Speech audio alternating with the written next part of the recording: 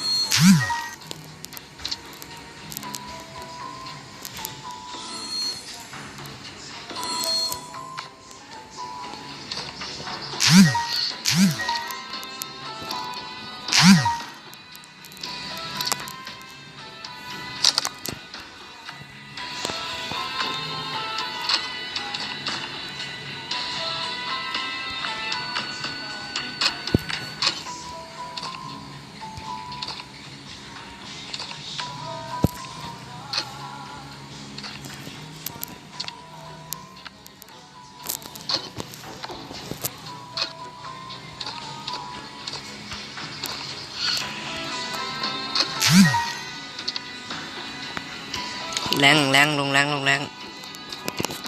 ตอนนี้กำลังเก็บแรงอยู่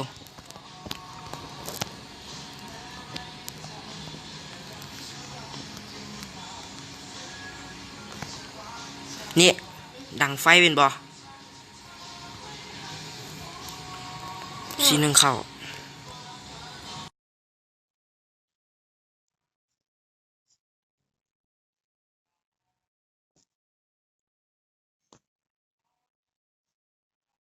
มึงย่างไปหาบักสร้างบอกว่าเตี้ยบอกว่าหนึ่งเข้าให้เราแน่เราส่งเงินให้2,000เด้อบอกว่ากูดังบ่ถึกจังไรแล้วสิด่ากูอีกไปไหมย่างไปเว้าค่อยๆเฮ้ยเบิ่งโซ่เลยยังบ่เห็นอีกหาย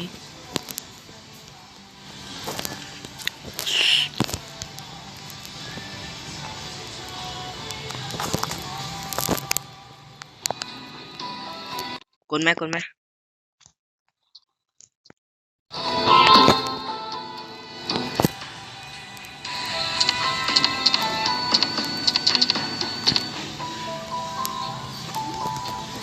ลงสามไปได้เล่นสามไปได้นะ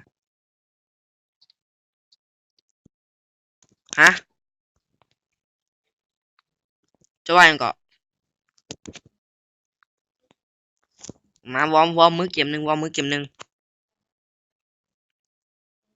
เร็วๆไหมวอร์มมือเกม